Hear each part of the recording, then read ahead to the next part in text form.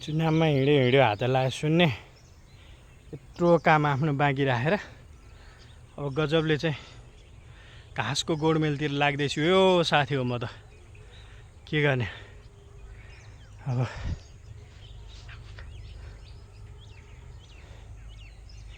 काम न कासा कर्मचारीले ठगे अनुदान लिन मन लाग्दैन, त्यसले गर्दाखेरि के गर्ने।